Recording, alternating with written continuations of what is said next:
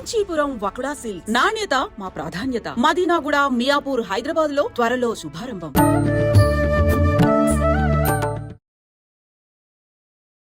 నమస్కారం, welcome to I dream. ధర్మ మార్గం విత్ విజిత కార్యక్రమానికి స్వాగతం. ప్రస్తుతం మనతో పాటు ఉన్నారు ప్రముఖ జ్యోతిష పండితులు, ఆధ్యాత్మికవేత్త సుభాష్ శర్మ గారు. ఇప్పుడు గురువు గారితో మాట్లాడి మరిన్ని విషయాలు తెలుసుకునే ప్రయత్నం చేద్దాం. నమస్కారం గురుగారు. శ్రీమాత్రి నమః. గురుగారు, ఉగాది మన తెలుగు వారి నూతన సంవత్సరం రాబోతోంది. అయితే కొంతమందిలో డౌట్ ఉంది, 29, 30 అసలు ఏ రోజున ఉగాది అని చెప్పి. నిజంగా ఏ రోజున ఉగాది? మనకు ఉగాది అనేటటువంటి పండగ 30వ తారీఖు ఆదివారం రోజున యుగాది ప్రారంభమవుతుంది. అంటే యుగము ఆరంభమైనటువంటి రోజు కాబట్టి దీన్ని యుగాది యాక్చువల్ రానున్న వర్ష కాలంలో దీన్ని ఉగాదిగా మార్చేశారు. ఉగాది అంటేనే గ్రహాల యొక్క ప్రభావము అనేటటువంటి మార్పు చెందినటువంటి కారణం చేత, ఈ రోజున బ్రహ్మదేవుడు సృష్టి ఆరంభించినటువంటి కారణం చేత దీన్ని ఉగాది అని పిలవడం జరిగింది. అయితే ఈ సమయంలో ఏంటి అంటే కనుక గ్రహాలు ఏ ఏ స్థానంలో ఉంటే మనిషి యొక్క గ్రహస్థితి ఎలా ఉంటుంది, ఈ సంవత్సర కాలంలో గోచార ఫలితాలు ఏంటి, చాలా మట్టుకు రాశి ఫలాలు చెప్పేటప్పుడు కానివ్వండి, గోచార ఫలితాలు ఇవి ఏంటి అంటే మనిషి యొక్క చాలామంది భయపడుతూ ఉంటారు. ఈ రాశి ఫలాల్లో ఇలా ఉంది అలా ఉంది అని చెప్పి అయితే దీంట్లో గోచార ఫలితాలు వేరే, జన్మ ఫలితాలు వేరే, రెండు రకాల ఫలితాలు ఉంటాయి. గోచార ఫలితాలు అంటే రాశి తానున్నటువంటి రాశి నుంచి ఏ రాశి వరకు గురువు బలం బాగుంది, ఏ రాశిలో శని సంచారం జరుగుతుంది అని తెలుసుకునేటటువంటిది గోచార ఫలితాలు. జన్మ ఫలితాలు ఎలా ఉంటాయి అంటే లగ్న కుండలి నుంచి, అంటే లగ్న స్థానం నుంచి తానున్నటువంటి రాశి వరకు లెక్కించేటటువంటిది ఈ యొక్క జన్మరాశి. కనుక ఇక్కడ జన్మ లగ్న కుండలి చూసేటటువంటి పద్ధతి అంటే వ్యక్తిగతంగా ఒక జాతకం చూడాలంటే జన్మ జాతకం చూడాలి. ఇక మామూలుగా గోచార ఫలితాలు అనేటువంటి ప్రతి సంవత్సరం మార్పు చెందుకుంటూ వచ్చేటటువంటి గోచార ఫలితాలు. కాబట్టి ఈ సంవత్సరం ఉగాది గోచార ఫలితాలు అనేటటువంటిది నిర్ణయంలోకి రావాలి. ఇంకోటి ఏంటంటే గోచార ఫలితాలలో ప్రతిదీ కూడా ఏదైతే మనం రాశి ఫలాలు గోచార ఫలితాలు చెప్తున్నామో అందులో కేవలము మనిషి మీద ప్రభావం చూపించేటటువంటి అంశాలు కేవలము 70% వరకు మాత్రమే మన జీవితానికి ఇంపాక్ట్ అవుతాయి. 30% ఇంపాక్ట్ ఉండదు. ఎందుకంటే గోచార ఫలితాలు అనేటటువంటి ఫలానా ఇప్పుడు నా రాశి తులారాశి అన్నాను అనుకోండి, ఈ తులారాశి వారికి ఈ సంవత్సరం నేను చెప్పేది ఏదైతే ఉంటుందో అది కేవలం 70% వరకు మాత్రమే ప్రభావం చూపిస్తుంది. మిగతా 30% ప్రభావం చూపించదు. ఉదాహరణకు నీ జీవితంలో యాక్సిడెంట్ అయ్యేటటువంటి యోగం ఉంది అని అన్నాం అనుకోండి, అది జరగవచ్చు జరగకపోవచ్చు, రెండు రకాలు. ఎందుకంటే ఈ కలియుగంలో గోచార ఫలితాలు అనేటటువంటివి 70% వరకే మనిషి జీవితానికి ఇంపాక్ట్ అవుతాయి. అవి సూచించేటటువంటి లక్షణాలు ఉంటాయి. 100 to 100% ప్రొజెక్షన్ ఇవ్వడం కుదరదు. అది 100% ప్రొజెక్షన్స్ కావాలి అని అంటే గనక అది కేవలం జన్మ జాతకాన్ని బట్టే తెలుస్తుంది. గోచార ఫలితాలు వ్యక్తిగత జాతకమే చూసుకోవాలి. గోచార ఫలితాల్లో అవి ఏర్పడవు. గోచార ఫలితాలు సాధారణంగా గురువు ఒక రాశి నుంచి ఇంకో రాశికి మారుతున్నాడు, శని కుంభం నుంచి మీనంలోకి అడుగు పెడుతున్నారు. కాబట్టి ఈ రాశిలో అడుగు పెడితే ద్వాదశ రాశుల యొక్క ప్రభావం ఎలా ఉంటుంది అని తెలియజేసేటటువంటిది గోచార ఫలితాలు. అందుకే ఈ ఉగాది రోజున గోచార ఫలితాలు అరే ఈ రాశి వారికి బాగుంది, ఈ రాశి వారికి బాగలేదబ్బా, నా జీవితం ఇక ఈ సంవత్సరం అంతా కూడా కష్టపడాల్సినటువంటి ఏర్పడుతుందేమో అని భయపడాల్సిన పని లేదు. చాలామంది భయపడిపోతారు, అబ్బా నా రాశికి ఈ సంవత్సరం బాగలేదు, ఏం చేసినా కలిసి రాదేమో, ఏం చేసినా నాకు ఫలితాలు దక్కవేమో అని చాలామంది భయపడతారు. అలా భయపడాల్సిన పనే లేదు. దీనికైనా దైవం ఉంది. దైవాన్ని నమ్ముకున్నటువంటి వారికి ఏ గ్రహం కూడా ఏం చేయలేదండి. అది ఎప్పుడైతే నువ్వు జాతకాన్ని నమ్ముతావో అప్పుడు దైవాన్ని కూడా నమ్మాల్సిందే. కాబట్టి నువ్వు దైవాన్ని ప్రతినిత్యము ఆరాధన చేసుకోవడం, ప్రతినిత్యము నువ్వు పూజించడం చేసావనుకో గ్రహాల యొక్క ఆధిపత్యం కానీ గ్రహాల యొక్క నెగిటివ్ ఇంపాక్ట్ కానీ నిన్ను ఏమీ చెయ్యదు. ఎప్పుడైనా గుర్తుపెట్టుకోండి. కాబట్టి ఈ ఉగాది అందరికీ శుభం లాభం కలగాలని కోరుకుందాం మనం. అయితే గురుగారు, ఉగాది శుభాకాంక్షలు మీకు. అయితే మనకు ఉగాది అనగానే షడ్రుచుల కలయిక ఉగాది పచ్చడి, ఖచ్చితంగా అది సేవించాల్సిందే అంటారు. అంటే మానవ జీవితంలో అన్నీ ఉండాలి, అన్నీ కలిపి ఉన్నదే ఈ మానవ జీవితం అని చెప్పి తెలియజేయడానికి ఇది ఒక పెద్ద నిదర్శనము. సైంటిఫిక్ గా కూడా మన పెద్దవాళ్ళు ఎన్నో రుజువులతో ఎన్నో వాటితో కలగలిపి ఇది ఇలా తింటే ఈ సీజన్ లో కరెక్ట్ అదొకటి కూడి ఉన్నది. ఒక్కసారి దాని గురించి. అయితే షడ్రుచుల సమ్మేళనం ఉగాది అని ఎందుకంటామంటే ఉగాది ఆరంభమైంది కాబట్టి మనకు ఈ ఉగాది నుంచి కొత్త చిగురు వస్తుంది. అవునండి. మామిడి పూత కానివ్వండి, మామిడికాయలు కానివ్వండి, చింతకాయ చెట్టు కానివ్వండి, లేదంటే వేప చెట్టు పూత కానివ్వండి, ఇవన్నీ కూడా సృష్టి ఎలా ఆరంభమయ్యింది అని అనడానికి ప్రకృతి కూడా అదే రకంగా చిగురిస్తూ ఉంటుంది. ప్రకృతిలో కూడా అనేక రకాలైనటువంటి మార్పులు జరుగుతాయి. ఆ రోజున షడ్రుచుల సమ్మేళనము అంటే 6 రకాలైనటువంటి పదార్థాలను కలిపి ఉగాది పచ్చడిగా మనకు చేయడం జరుగుతుంది. అంటే నువ్వు ఏదైతే సేవిస్తున్నావో ఆ సేవించేటటువంటి పదార్థంలోనే ప్రకృతిలో ఉన్నటువంటి అనేక రకాలైనటువంటి తీపి, కారము, పులుపు, వగరు, చేదు ఏ రకంగానైతే నువ్వు సేవిస్తున్నావో నీ జీవితంలో కూడా ఎప్పటికప్పుడు ఒకే రకమైనటువంటి స్టాండ్ ఉండదు. నీ జీవితంలో సుఖం ఉంటుంది, దుఃఖం ఉంటుంది, బాధ ఉంటుంది, కష్టం ఉంటుంది, ఆరోగ్యం బాగుంటుంది, ఆరోగ్యం బాగుండదు, నీ జీవితంలో అనేక రకాల మార్పులు సంభవిస్తాయి అనేటటువంటి నిర్వచనానికే ఈ ఉగాది పచ్చడి అనేటటువంటిది చేసుకోవడం, సేవించడం అనేది జరుగుతుంది. అంటే మామూలుగా సహజ సిద్ధంగా లౌకికంగా చెప్పాలి అంటే ఇది. ఇక శాస్త్రపరంగా చెప్పాలి అని అంటే కనుక షడ్రుచుల సమ్మేళనం అనేటటువంటిది మన ఆరోగ్యానికి సూచించినటువంటి అంశము. అందులో బెల్లం వేయడం కానివ్వండి, చింతపూత వేయడం కానివ్వండి, మామిడి పూత వేయడం కానివ్వండి, ఉప్పు లవణం వేయడం కానివ్వండి, తీపి, కారం, వగరు ఇవన్నీ కూడా వేయడం ద్వారా మన శరీరంలో ఉన్నటువంటి రుగ్మతలను తగ్గించేటటువంటి అవకాశము ఈ ఔషధ గుణాలకు. ఇప్పుడు మనం దాంట్లో వేసే ప్రతిదీ కూడా ఔషధ గుణాలతో కూడుకొని ఉన్నటువంటి పదార్థాలు దాంట్లో వేస్తారు. మీరు షడ్రుచుల సమ్మేళనం ఉన్నప్పుడు దాంట్లో వేసే ప్రతిదీ కూడా మీరు ఎప్పుడైనా గమనించారు, అవి సైంటిఫిక్గా కూడా ఔషధ గుణాలతో కూడుకున్నటువంటి పదార్థాలు అవన్నీ కూడా. ఇప్పుడు చింతపూత కావచ్చు, అలాగే మామిడి పూత కావచ్చు, మామిడికాయలు కావచ్చు, అలాగే వేప అయితే ఆయుర్వేదిక వృక్షం, తెలియనటువంటి వాళ్ళు ఉండరు. బెల్లం కూడా మనకు ఆయుర్వేదికంలో చెప్పినటువంటి అంశాల్లో కూడుకొని ఉంటుంది. లవణం అంటే ఉప్పు కూడా, తీపి కూడా అదే రకంగా ఉంటుంది. అని ఈ షడ్రుచుల సమ్మేళనం అనేటటువంటిది ఆరోగ్యానికి, ఇటు ఆయుర్వేదానికి, ఇటు శాస్త్రానికి అన్నిటికీ కూడా కలకలిపి ముడివేసినటువంటిదే ఈ యొక్క షడ్రుచుల సమ్మేళనం ఉగాది పచ్చడి అని చెప్పడం జరుగుతుంది. అలాగే జీవితంలో కూడా అన్నీ ఉంటాయి. మనకు బాధ ఉంటుంది, బాధ అంటే చేదు అని అర్థము. సంతోషం ఉంటుంది, తీపి అని అర్థము. అలాగే వగరు ఉంటుంది, అప్పుడప్పుడు అలకలు, అలాగే చిన్న చిన్న ఇబ్బందులు వస్తూ ఉంటాయి, వగరు కూడా ఉంటూ ఉంటుంది. ఇక పులుపు, కారము ఇవన్నీ కూడా జీవితంలో జరిగేటటువంటి ఒక విధమైనటువంటి అంశాలతో కూడుకుని ఉంటుంది. ఇది షడ్రుచుల సమ్మేళనం. అలాగే ఈ సంవత్సరము నీ గ్రహ సంచారం బాగుందా లేదా? బాగుంది అనుకోండి, సంతోషంగా ఉంటావు కాబట్టి తీపి. బాగా లేదు అనుకున్నావు అనుకో, అదేమవుతుంది, చేదు. అంటే నీ జీవితం కొంచెం మధ్యమ స్థానంలో ఉంటుంది, ఇబ్బందిగా ఉంటుంది కాబట్టి అది చేదు అని అర్థము. ఇలా అన్నిటికీ గ్రహాలకు, ప్లానటరీ పొజిషన్స్కి, మన జీవితానికి, షడ్రుచుల సమ్మేళనానికి, మన ఆరోగ్యానికి అన్నిటికీ అనుసంధానమైనటువంటిదే ఈ యొక్క ఉగాది. అన్నింటినీ మనం ఆహ్వానించాల్సిందే తప్పకుండా. ఇప్పుడు కాలంలో జరిగేటటువంటి ప్రతిదీ కూడా మనం ఆహ్వానించవలసిందే తప్ప దాన్ని ఆపే శక్తి మన దగ్గర లేదు. ఎందుకంటే నేచర్లో జరిగే ప్రతిదీ కూడా దైవానుగ్రహం ద్వారా మన జీవితంలో ఏదైతే రాసి పెట్టి ఉంటుందో అది తప్పకుండా జరిగే తీరుతుంది. ఇప్పుడు ఒక మనిషికి ప్రాణం పోవద్దు అని అనుకున్నాం అనుకోండి, బయటకు వెళ్తే నీకు యాక్సిడెంట్ అవుతుంది, ఈ రోజున నీ ప్రాణాలు పోతాయి అనుకున్నాం అనుకోండి, ఏమవుతుంది, నువ్వు బయటకు వెళ్ళినా నీ ప్రాణం పోతుంది, నువ్వు రూమ్లో కూర్చున్నా నీ ప్రాణం ఎప్పటికప్పుడు హరించుకపోకైతే తప్పదు. కాబట్టి ఖచ్చితంగా జరిగేటటువంటివి జీవితంలో తప్పకుండా జరిగే తీరుతాయి.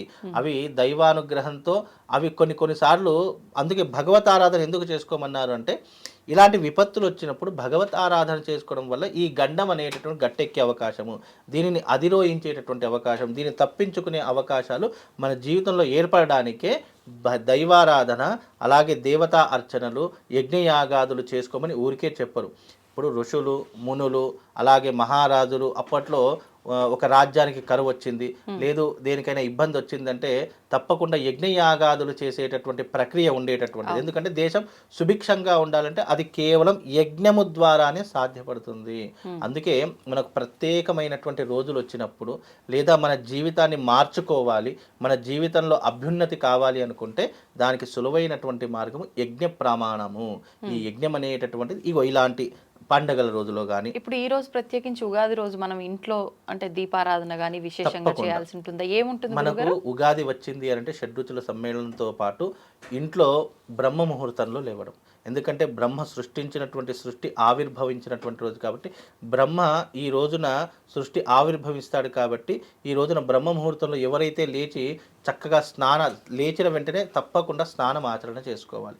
స్నానం ఆచరించిన వెంటనే ఇల్లంతా శుభ్రపరచుకొని ఆ ఇంట్లో కేవలం నిద్ర నుంచి లేవమంటే ఒక్కరో ఇద్దరు లేవడం, కుటుంబ సమేతం అంతా కూడా నిద్ర నుంచి ఎవరు పడుకొని ఉండకూడదు. ఆ తర్వాత మొట్టమొదటిగా దంతధావనాలు చేసుకొని స్నానం ఆచరణ చేసుకొని ఆ తర్వాత భగవత్ ఆరాధన చేసుకోవాలి. ఆ రోజున ఇంటికి తప్పకుండా మామిడి తోరణాలు కట్టాలి. విశేషంగా ఆ రోజున ఇంట్లో దేవతా అర్చన తప్పకుండా జరిగి తీరాలి. ఆ రోజున ఇంట్లో దీపారాధన తప్పకుండా జరిగి తీరాలి. విశేషంగా అయితే ఉగాది రోజున మామూలుగా ఏంటి అంటే అంటే మా పల్లెటూరు పద్ధతిలో ఏంటి అని అంటే కనుక ఇంట్లో ఒక కర్రను పెట్టేటట్టు అంటే ఇంటి బయట ఒక కర్రను వాకిలి అంటుంటాము. అలాంటి వాకిల్లో గోతి తీసి ఒక కర్రను పెట్టేటటువంటి వాళ్ళు. ఆ కర్ర పెట్టిన తర్వాత దాని మీద ఒక కుండ పెట్టేవాళ్ళం. బోర్ల వేసి ఒక కుండను బోర్లించేసిన తర్వాత ఆ కర్రకు బ్రహ్మదేవుడి స్వరూపంగా పూజ చేసేవాళ్ళం.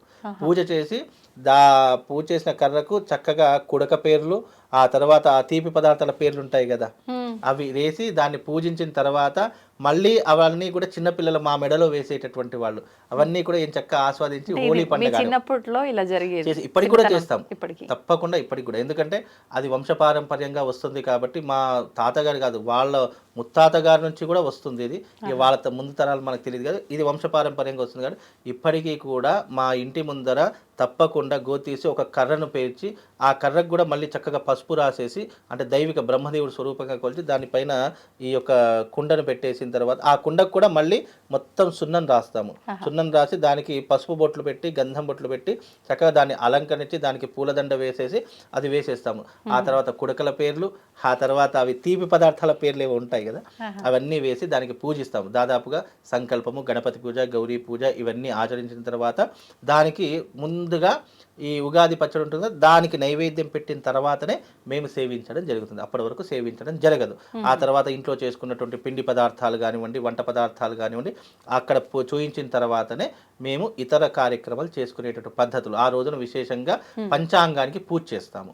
విశేషంగా ఆ రోజున పంచాంగానికి పూజ చేసి ఈ సంవత్సరం గోచార ఫలితాలు ఎలా ఉన్నాయి, ఈ సంవత్సరం బాగుందా లేదా అనేటటువంటిది విశేషంగా తెలుసుకొని ఆ తర్వాత పంచాంగ శ్రవణానికి మా తాతగారు అందరూ కూడా బయటకు వెళ్ళేటటువంటి వారు.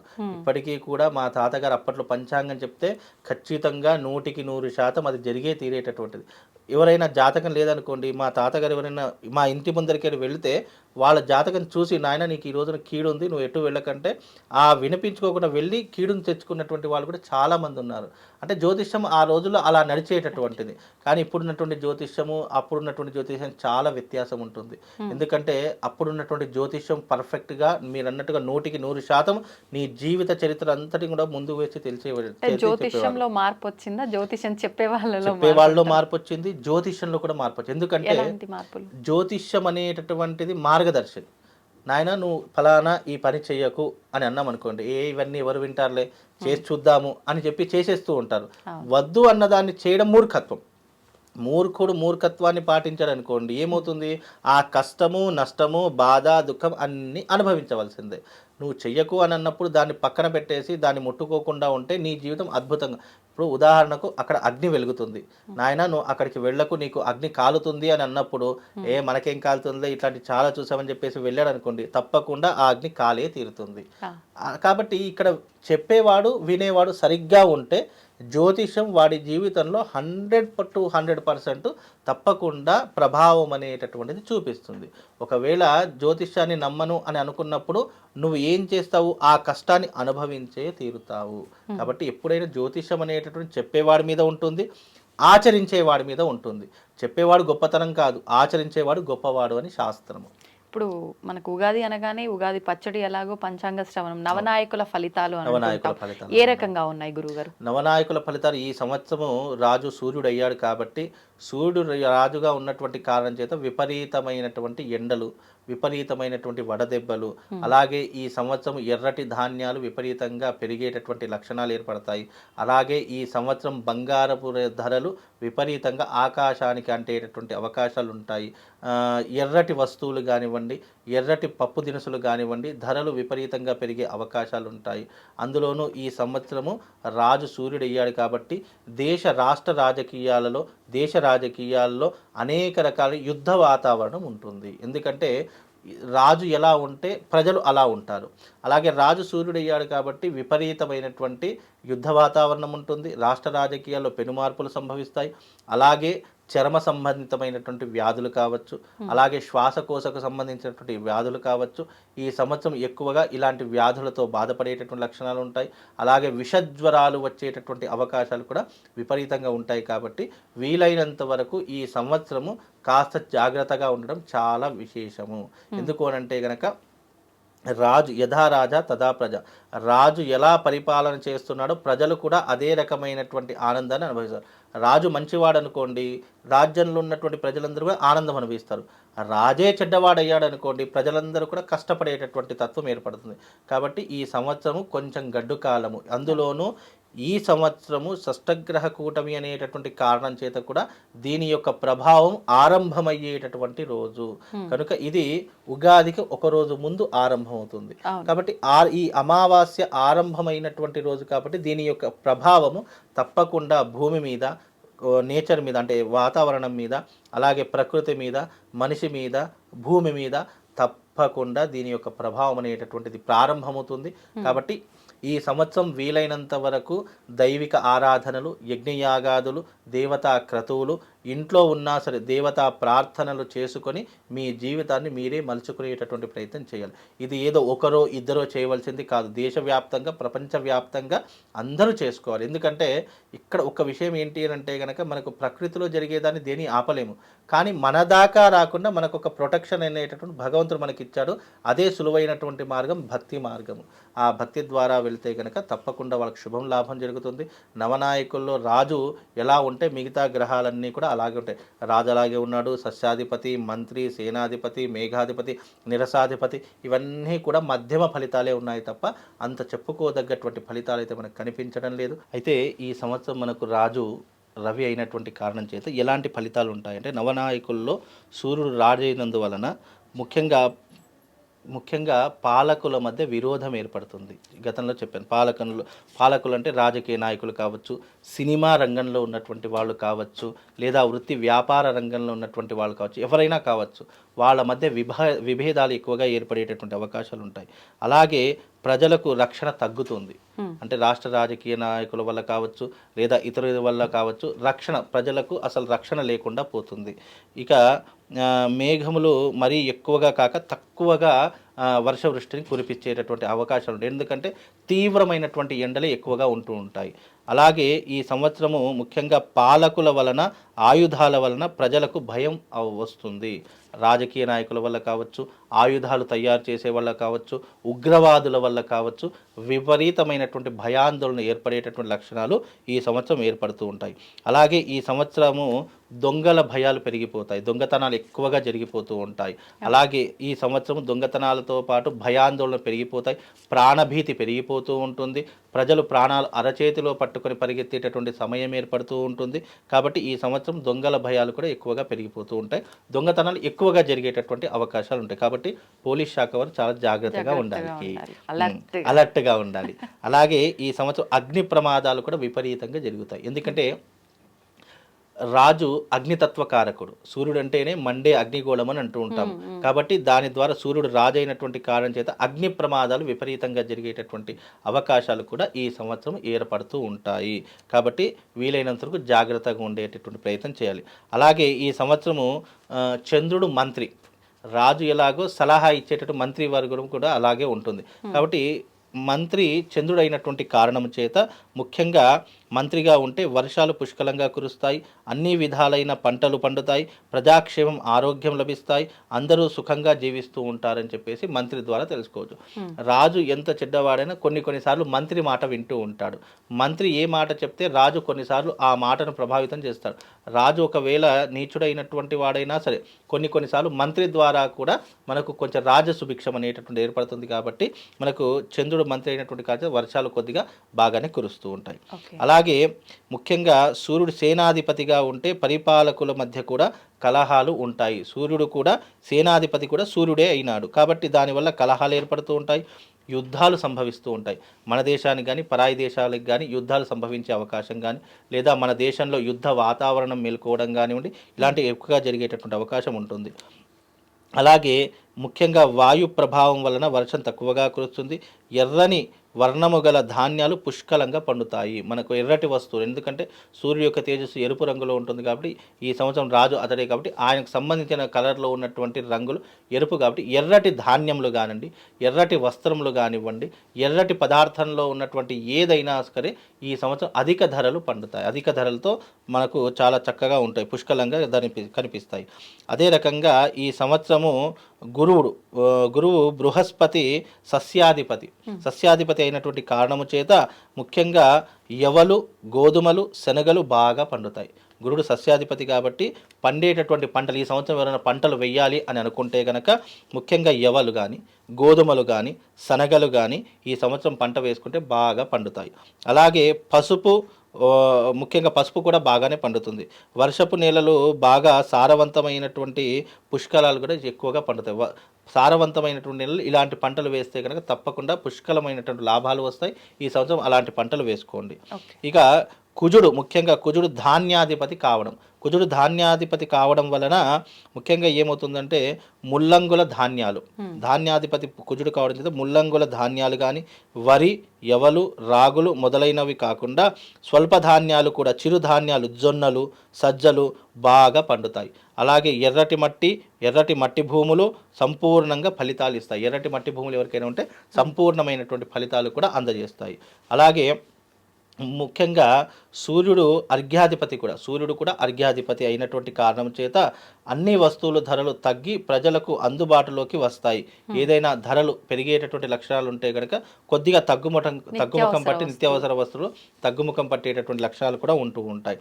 అలాగే ఈ సంవత్సరము వర్షము అతి తక్కువగా ఉంటుంది. ముఖ్యంగా ఎందుకంటే రాజు సూర్యుడు అయినటువంటి కారణం చేత మనం ఒక్కొక్కసారి వర్షం పడేటటువంటి లక్షణాలు ఏర్పడినప్పటికీ కూడా అవి ఆగిపోయేటటువంటి సూచనలు కనిపిస్తూ ఉంటాయి.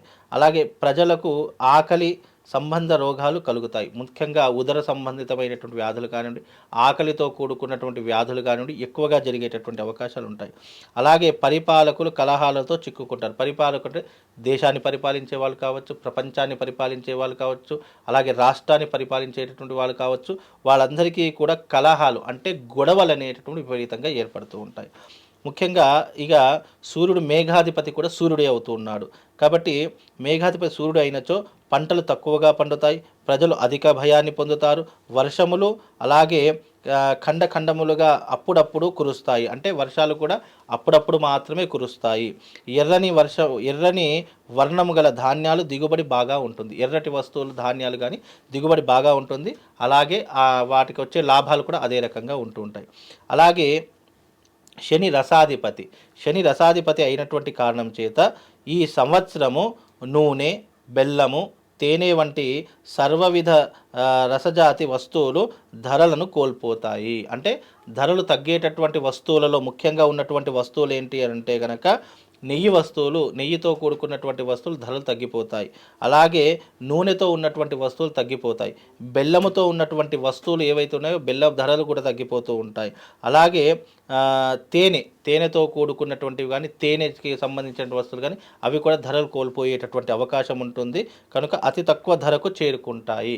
కాబట్టి ఈ యొక్క బిజినెస్ చేసేటటువంటి వాళ్ళు కాస్త జాగ్రత్తగా ఉంటే సరిపోతుంది.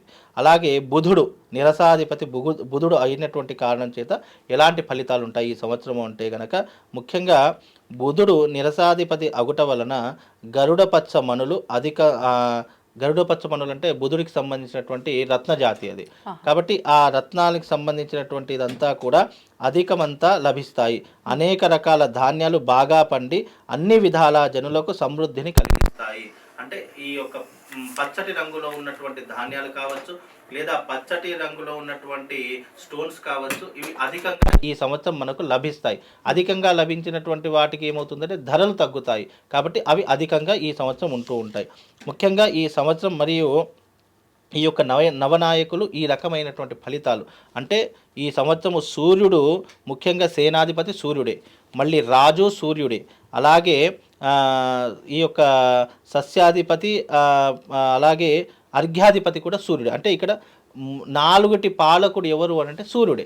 4 నవనాయకుల్లో 4 యొక్క పాలన ఎవరు చూసుకుంటున్నారంటే సూర్యుడు చూసుకుంటున్నాడు. కాబట్టి ఈ సంవత్సరము సూర్యుడి యొక్క తేజస్సు, సూర్యుడి యొక్క దృష్టి భూమి మీద విపరీతంగా ఏర్పడుతుంది. కాబట్టి సూర్యుడి యొక్క తత్వం ఏంటి అని అంటే గనక ఎండలు మండేలా వేడులు ఎక్కువగా చేసేటటువంటి వాడు, వర్షాలు తక్కువగా కురిపించేటటువంటి వాడు, ఎర్రటి ధాన్యపు వస్తువులను విపరీతంగా ధరలు ఆకాశానికి అంటించేటటువంటి వాడు, అలాగే ఈ సంవత్సరం స్కిన్ ఎలర్జీలు రావడము, విష జ్వరాలు రావడము, ఆరోగ్యం సహకరించకపోవడము, ఇలాంటివి ఎక్కువగా జరిగేటటువంటి లక్షణాలు ఈ సంవత్సరం ఉంటాయి. అలాగే ఈ సంవత్సరం ప్రేమ వివాహాలే విపరీతంగా జరుగుతాయి. పెద్దలు గుర్తించినటువంటి వివాహాలు చాలా తక్కువ శాతంలో జరుగుతాయి. అందులోనూ ఈ సంవత్సరం కరువు కాటకాలు పెరిగిపోతాయి. ముఖ్యంగా రాష్ట్ర రాజకీయ భవిష్యత్తు, అలాగే వాళ్ళు చేసేటటువంటి చర్యలు ఏవైతే ఉన్నాయో, వాళ్ళు తీసుకునేటటువంటి ఈ యొక్క విధానాలు ఏవైతే ఉన్నాయో అవి ప్రజల మీద భారాన్ని పెంచేటటువంటి లక్షణాలు ఈ సంవత్సరం నవనాయకుల ఫలితం వల్ల కలుగుతాయి. ధాన్యాది వస్తువులు అనేటటువంటి తగ్గుతూ పెరుగుతూ వస్తూ ఉంటాయి. కాబట్టి అవి ప్రతి సంవత్సరం పెరుగుతూ తగ్గుతూ వచ్చేటటువంటి సర్వసాధారణంగా జరుగుతాయి.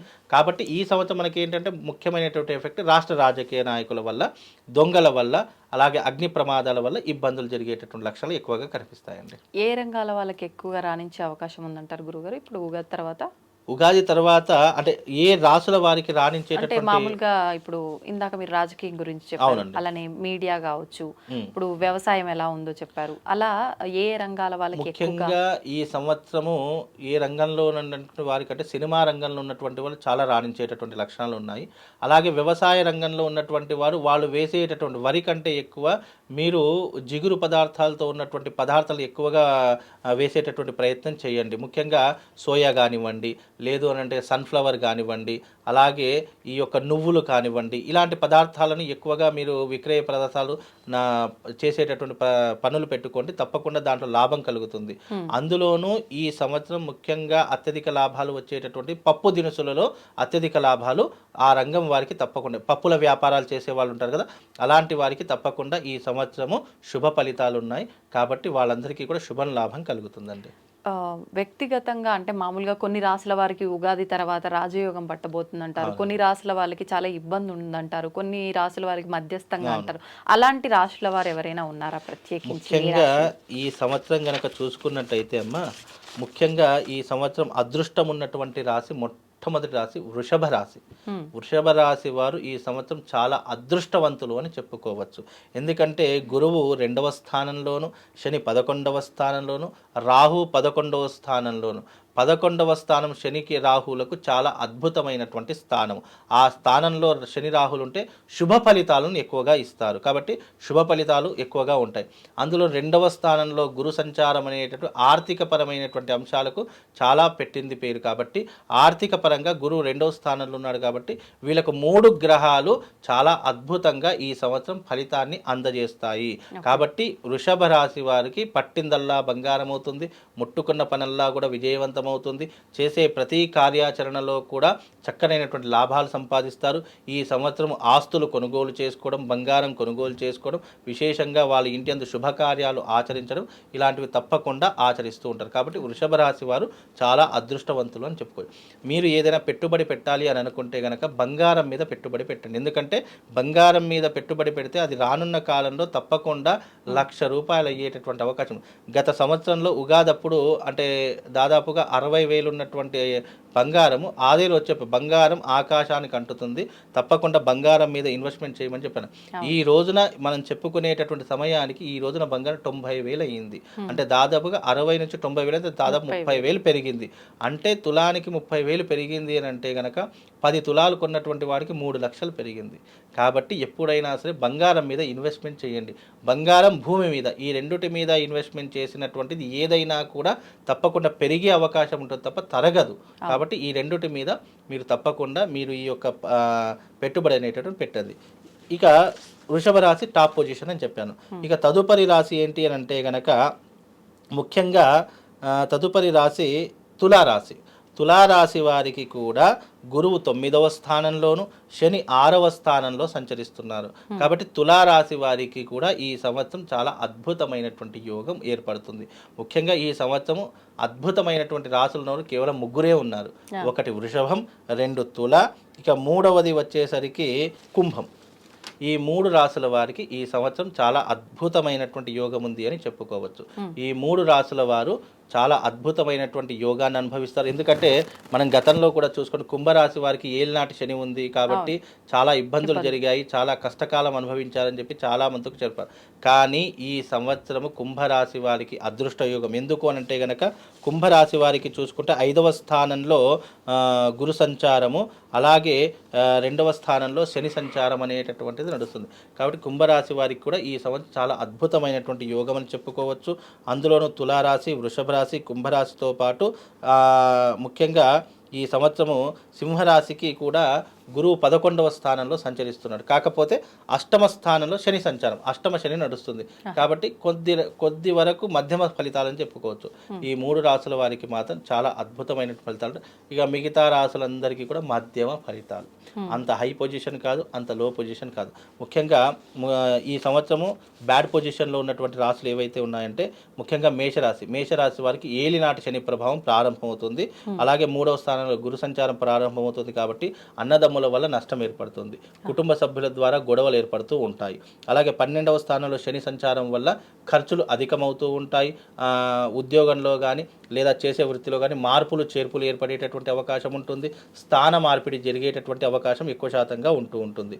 అలాగే వృషభ రాశి వారి టాప్ పొజిషన్, మంచి అనుకున్నటువంటి పనులు సాధించగలుగుతారు. వీలైనంత వరకు అన్ని రంగాలలో విజయం సాధించేటటువంటి వారు వృషభ రాశి వారని చెప్పుకోవచ్చు. ఎందుకంటే గురువు 2వ స్థానంలోను, శని 11వ స్థానంలోను, రాహు 11వ స్థానంలోను వీళ్ళకు చాలా అద్భుతమైనటువంటి యోగాన్ని అనుభవిస్తూ ఉంటాడు. ఇక మిథున రాశి వారు చాలా బ్యాడ్ పొజిషన్. ఎందుకంటే జన్మస్థానంలో గురువు ఉన్నాడు, అలాగే 10వ స్థానంలో శని సంచరిస్తున్నాడు. 10వ స్థానం నీచ స్థానం కాబట్టి శని అనుకున్నటువంటి ఫలితాలు ఇవ్వడు, గురువు కూడా అనుకున్నటువంటి ఫలితాలు ఇవ్వడు. కాబట్టి అలాగే వీళ్ళకు ముఖ్యంగా మిథున రాశి వారికి 10వ స్థానంలో రాహు కూడా సంచరిస్తున్నాడు. కాబట్టి 3, 4 కేతు గ్రహం కూడా అనుకూలంగా లేదు. కాబట్టి ఈ సంవత్సరం మిథున రాశి కూడా బ్యాడ్ పొజిషన్ అని చెప్పుకోవచ్చు.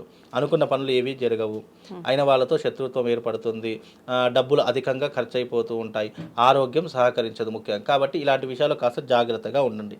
ఇక ముఖ్యంగా కర్కాటక రాశి వారికి గురువు 12వ స్థానం వ్యయ స్థానంలో ఉన్నాడు, శని 9వ స్థానం భాగ్యంలో ఉన్నాడు. కాబట్టి వీళ్ళకు కూడా ఈ సంవత్సరం అంత యోగ్యంగా ఉండదు. ఎందుకంటే 12వ స్థానంలో గురు సంచారం వల్ల ఖర్చులు అధికమవుతాయి, అయిన వాళ్ళతో ఇబ్బందులు ఏర్పడతాయి, బంధువులు శత్రువులుగా మారేటటువంటి లక్షణాలు ఏర్పడతాయి. 9వ స్థానంలో భాగ్యంలో శని ఉండటం చేత అన్నీ కూడా మనం అనుకున్నవి ఏవి కూడా జరగవు. ఏదైతే అనుకుంటామో చేతి దాకా అందుతుంది, అది నోటి దాకా అందదు. ఏ పనైనా సరే ఇదిగో చేద్దాము, ఇదిగో అయిపోతుంది అని అనుకుంటాము, అక్కడ ఏదో ఒక ఫెయిల్యూర్ జరిగి ఆ పనే కాకుండా వెళ్ళిపోతుంది. అంటే అదృష్టం ఆవగింజంతే దరిద్రం డబ్బకాయ అంటున్నట్టు దరిద్రమే ముందు ఉంటుంది. వీళ్ళ అదృష్టం ఎట్లా ఉంటుందంటే మెల్లగా నత్తనడక నడుస్తుంది, దరిద్రం మాత్రం చాలా ఫాస్ట్గా నడుస్తుంది, అట్లా నేనున్నట్టు పరిగెడుతుంది. కాబట్టి ఈ రకమైనటువంటి విధానాలు ఉంటాయి. ఇక ముఖ్యంగా సింహరాశి వారి ఇక్కడ చూసుకుంటే గురువు బాగానే ఉన్నాడు. గురువు 11వ స్థానంలో చాలా అదృష్టమైనటువంటి యోగంలో ఉన్నాడు. అర్ధాష్టమ శని వల్ల కొన్ని ఇబ్బందులు జరుగుతాయి. కాబట్టి మధ్యమ ఫలితాలని చెప్పుకోవచ్చు ఎవరికి, సింహరాశి వారికి. అలాగే రాహు కూడా 8వ స్థానంలో ఉన్నాడు. ముఖ్యంగా అర్ధాష్టమ శని, రాహు 8వ స్థానంలో ఉండడం వల్ల అష్టమ భావం అనేటటువంటి ఆరోగ్య సూచిక కాబట్టి ఆరోగ్య భంగం ఎక్కువగా కలుగుతుంది. కొంచెం ఆరోగ్యం వైపు శ్రద్ధ పెట్టండి. అలాగే కోపము అగ్రినెస్ చాలా ఎక్కువగా వస్తూ ఉంటుంది కాబట్టి కోపాన్ని కంట్రోల్ చేసుకోండి. అలాగే అయిన వాళ్ళ మీద అరిచేస్తూ ఉంటారు కాబట్టి చాలా జాగ్రత్తగా ఉండండి. వీలైనంత వరకు దైవిక ఆరాధన ఎక్కువగా చేసుకునే ప్రయత్నం చేయండి. ఇక తదుపరి రాశి కన్యారాశి. కన్యారాశికి 10వ స్థానంలో శని, 10వ స్థానంలో గురువు, 7వ స్థానంలో శని సంచరిస్తున్నారు. కాబట్టి 7వ స్థానం శని సంచారం అనేటువంటి వైవాహిక జీవితం మీద, దాంపత్యం మీద ఎక్కువ ప్రభావం చూపిస్తుంది. కాబట్టి ఖర్చులు అధికమవుతూ ఉంటాయి. దంపతుల మధ్య విడాకులు ఏర్పడము, దాంపత్యం విడిపోవడము, లేదు అంటే గొడవలు ఏర్పడము, ప్రతి చిన్న విషయానికి అగ్రినెస్ కోపం రావడము, లేదా కాపురం కొన్ని రోజుల వరకు విడిపోవడము, ఇలాంటివి ఎక్కువగా జరుగుతుంటాయి. కాబట్టి కాస్త జాగ్రత్తగా ఉండండి. 10వ స్థానంలో గురువు సంచారం వల్ల ఉద్యోగ మార్పిడి కానివ్వండి, ఉద్యోగంలో ప్రమోషన్స్ ఆగిపోవడం కానివ్వండి, లేదు అనంటే గనక భూములు అమ్ముకోవడం కానివ్వండి, ఆస్తులు అమ్ముకునేటటువంటి పరిస్థితులు ఎక్కువగా ఏర్పడతాయి. కాబట్టి ఈ సంవత్సరం కన్యారాశి వారు కూడా చాలా జాగ్రత్తగా ఉండాలి. ఇక తదుపరి రాశి తులారాశి. తులారాశి వారికి 9వ స్థానంలో గురు సంచారము, 6వ స్థానంలో శని సంచారం కనుక వీళ్ళ యొక్క జాతకం టాప్ పొజిషన్ అని చెప్పుకోవచ్చు. వీళ్ళకి బ్యాడ్ అంటూ ఏమీ లేదు. తులారాశి వారికి 9వ భాగ్యంలో గురు సంచారం వల్ల పూర్వీకుల ఆస్తులు కలిసి రావడము, కోర్టు కేసులు ఏవైనా ఉంటే అవన్నిటిని కూడా చక్కదిద్దుకోవడము, ఒక సెటిల్మెంట్కి రావడము, అలాగే వీళ్ళకున్నటువంటి పెద్దవాళ్ళ ఆస్తులు కలిసి రావడము, జీవితంలో సంపాదన పెరగడము, వృత్తి వ్యాపారాదులలో మంచి లాభాలు గడించేటటువంటి అవకాశాలు ఉన్నాయి. అలాగే పూర్వజన్మ సుకృతము చేత మంచి యోగకారకమైనటువంటి జీవితం తులారాశి వారికి ఉంటుంది. అలాగే శని 6వ స్థానంలో ఉన్నాడు కాబట్టి ఆరోగ్య విషయంలో ఏదైనా ఇబ్బందులున్నా, ఏదైనా కలతలున్నా అవన్నీ కూడా పూర్తిగా తొలగిపోయే అవకాశం, ఆరోగ్య సంబంధానికి సంబంధించిన చికిత్స చేసుకునేటటువంటి పరిహారాలు ఈ సంవత్సరం వీళ్ళకు చాలా పుష్కలంగా ఉన్నాయి. 6వ స్థానంలో కేతువు కూడా మంచి లాభదాయకంగా ఉన్నాడు కాబట్టి తులారాశి వారికి ఈ సంవత్సరం చాలా అదృష్ట యోగం అని చెప్పుకోవచ్చు. ఇక వృశ్చిక రాశి. వృశ్చిక రాశి వారికి ఏంటి అని అంటే కనుక గురువు 8వ స్థానంలోను, శని 5వ స్థానంలో ఉన్నాడు. గురువు అష్టమంలో ఉండడం కారణం చేత వృశ్చిక రాశి వారికి ఏంటి అంటే ఆర్థికపరమైన ఇబ్బందులు వస్తాయి, ఆరోగ్యపరమైనటువంటి ఇబ్బందులు వస్తాయి. ముఖ్యంగా వీళ్ళు రాష్ట్ర రాజకీయ నాయకులు అయ్యి ఉంటే కనుక పదవీ గండం ఏర్పడుతూ ఉంటుంది. సినిమా రంగంలో ఉన్నటువంటి వాళ్ళకి అవకాశాలు చేజారిపోయేటటువంటి అవకాశాలు ఉంటాయి. అంటే చేతి దాకా అందించినటువంటి నోటి దాకా అందకుండా వెళ్ళిపోతుంది. ముఖ్యంగా అవకాశాలు చేజారిపోయేటటువంటి లక్షణాలు ఉంటూ ఉంటాయి. 5వ స్థానంలో శని సంచారం వల్ల కుటుంబంలో ఉన్నటువంటి పుత్రుల వల్ల కానీ, బిడ్డల వల్ల కానీ, పుత్రికల వల్ల కానీ, అంటే అమ్మాయిల వల్ల కానీ, అబ్బాయిల వల్ల కానీ, వాళ్ళ సంతానం వల్ల కొన్ని ఇబ్బందులు జరిగేటటువంటి లక్షణాలు ఏర్పడతాయి. ఆ ప్రభావం తల్లిదండ్రుల మీద పడేటటువంటి అవకాశం ఎక్కువగా ఉంటుంది. కాబట్టి ఈ సంవత్సరం వృశ్చిక రాశి వారు చాలా జాగ్రత్తగా ఉండాలి. రోడ్డు ప్రమాదాలు కానివ్వండి, యాక్సిడెంట్లు జరిగేటటువంటి లక్షణాలు ఇలాంటివి ఎక్కువగా జరుగుతాయి. కాబట్టి వీలైనంత వరకు జాగ్రత్తగా ఉండే ప్రయత్నం చేసుకోండి. ఇక ధనుసు రాశి. ధనుసు రాశి వారికి గురువు 7వ స్థానంలో సంచరిస్తున్నాడు. గురువు 7వ స్థానంలో సంచరించడం శుభదాయకమే. అంటే వ్యాపార సంబంధమైనటువంటి విషయాల్లో కావచ్చు, కుటుంబ వ్యవహారాలలో కావచ్చు, చికాకులు ఉంటే వాటన్నిటినీ కూడా పరిష్కరించుకోవడానికి ఈ సంవత్సరం చాలా అద్భుతమైనటువంటి యోగం అని చెప్పుకోవచ్చు. ఆర్థిక పరంగా ఇన్ని రోజులు పడుతున్నటువంటి సమస్యలు అన్నీ కూడా దూరం అయిపోతాయి. డబ్బులు సంపాదించడానికి, డబ్బును పెంచుకోవడానికి ఈ సంవత్సరం చాలా కష్టపడేటటువంటి దాంట్లో ఈ యొక్క ధనుసు రాశి వారు ఉన్నారు. కానీ అర్ధాష్టమ శని నడుస్తుంది వీళ్ళకు. ఈ అర్ధాష్టమి అంటే చతుర్థంలో శని సంచారం వల్ల ఏమవుతుంది అంటే కనుక ఆరోగ్య భంగం ఏర్పడము, లేదు అనంటే కుటుంబంలో కలతలు ఏర్పడము, లేదు అనంటే కనుక వాళ్లకు సహజ సిద్ధంగా స్నేహితులతో కానీ, బంధువులతో కానీ విరోధం ఏర్పడేటటువంటి లక్షణాలు ఉంటాయి. ఈ ఉమ్మడిగా వ్యాపారం పార్ట్నర్షిప్లో బిజినెస్ చేసేటటువంటి వాళ్ళకు మాత్రం కాస్త గడ్డు కాలము అని చెప్పుకోవచ్చు. ఎవరికి? ధనుస్సు రాశి వారికి. కనుక ధనుస్సు రాశి వారు శని బాగా లేడు కాబట్టి వీలైనంత వరకు శని ఆరాధన చేసుకునే ప్రయత్నం చేయండి. ఇక తదుపరి రాశి మకర రాశి. మకర రాశి వారికి ఏంటి అని అంటే 6వ స్థానంలో గురు సంచారము, 3వ స్థానంలో శని సంచారము, రాహు సంచారం కూడా 3వ స్థానంలో నడుస్తుంది. కాబట్టి గురు బలం వీళ్ళకు అనుకూలంగా లేదు. కాకపోతే శని, రాహు ఇద్దరు కూడా అనుకూలంగా ఉన్నారు కాబట్టి విదేశీ ప్రయాణాలు చేస్తారు. ముఖ్యంగా విదేశీ ప్రయాణాలతో పాటు కొత్త వాళ్ళ పరిచయాలు ఏర్పడుతూ ఉంటాయి. అలాగే ఇతర స్త్రీలతో శారీరక సంబంధం ఏర్పరచుకుంటారు. అలాగే కుటుంబ జీవితంలో గురువు బాగా లేడు కాబట్టి కుటుంబ జీవితంలో ఏంటి అని అంటే కనుక మనస్పర్ధలు వచ్చే అవకాశము, కుటుంబం విడిపోయేటటువంటి అవకాశం, భార్యాభర్తల మధ్య వైరం ఏర్పడేటటువంటి అవకాశం ఏర్పడుతుంది, డబ్బు కొరత విపరీతంగా ఏర్పడుతుంది. కాబట్టి వీళ్ళకు గురు అనుకూలంగా లేదు కాబట్టి డబ్బు కొరత అనేటటువంటిది ఏర్పడుతూ ఉంటుంది. శని రాహువులు బాగానే ఉన్నారు కాబట్టి కొంతవరకు లాభదాయకం అని చెప్పుకోవచ్చు, అంటే మధ్యమ ఫలితాలు అనేటటువంటి ఉంటాయి. ఇక కుంభరాశి వారికి అయితే ఈ సంవత్సరం చాలా అద్భుతమైనటువంటి యోగం అని చెప్పుకోవచ్చు. పంచమ స్థానంలో గురు సంచారము, ద్వితీయ స్థానంలో శని సంచారము, ద్వితీయ స్థానంలో రాహు సంచారం. దీని ద్వారా అంటే కుంభరాశి వారికి గురువు అనుకూలంగా ఉన్నాడు అనుకోండి, శని యొక్క ప్రభావము, రాహు యొక్క ప్రభావం తగ్గుముఖం పడుతుంది. అంటే అంత హై రేంజ్లో కష్ట నష్టాలను కలిగించడు. కాబట్టి కొంతవరకు కుంభరాశి వారికి ఈ సంవత్సరము చాలా అద్భుతమైనటువంటి యోగము. అందులోనూ కుంభరాశిలో ఉన్నటువంటి శని భగవాను మీనరాశిలోకి అడుగు పెడుతున్నాడు కాబట్టి క్షేత్రాన్ని కూడా మార్చుకుంటున్నాడు కాబట్టి శని ప్రభావం అంతగా ఉండదు. కాబట్టి వీళ్ళకు చాలా అద్భుతమైనటువంటి యోగం అని చెప్పుకోవచ్చు. ఇక తదుపరి మీనరాశి, చిట్ట చివరి రాశి. మీనరాశిలో గురువు 4వ స్థానంలోను, అలాగే శని జన్మస్థానంలో, అంటే మీనరాశిలోని శని సంచరిస్తున్నాడు కాబట్టి ఆరోగ్య భంగము, ఆస్తి నష్టము, లేదు అని అంటే కనుక అయిన వాళ్ళతో విరోధం ఏర్పడము, విందులు వినోదాల్లో ఎక్కువగా పాలు పంచుకోవడము, పోలీస్ స్టేషన్ వ్యవహారాదులు చిక్కులు చికాకుల్లో ఇబ్బందులు పడడము, కోర్టు కేసులో విపరీతంగా వెళ్ళడము, ఇలాంటివి ఎక్కువగా జరిగేటటువంటి అవకాశము మీనరాశి వారికి ఏర్పడబోతుంది. కాబట్టి ద్వాదశ రాశుల వారికి ఈ సంవత్సరం 3 రాశుల వారికి అద్భుతమైనటువంటి యోగము, 4 రాశుల వారికి మధ్యమమైనటువంటి యోగములు, ఇక మిగతా రాశులకి అధమ ఫలితాలు. ఎప్పుడైనా సంవత్సర కాలంలో 3 ఫలితాలు ఉంటాయి. టాప్ పొజిషన్లో ఉన్నటువంటివి, మధ్యమ స్థానంలో ఉన్నటువంటివి, ఇక అధమ స్థానం బ్యాడ్ పొజిషన్లో ఉన్నటువంటివి 3 ఫలితాలు ఉన్నాయి. కాబట్టి ఈ సంవత్సరము నవనాయకుల యొక్క ఫలితాలు, రాశి ఫలితాలు ఈ రకంగా ఉన్నాయమ్మా. ధన్యవాదాలు గురుగారు. శ్రీవార్త.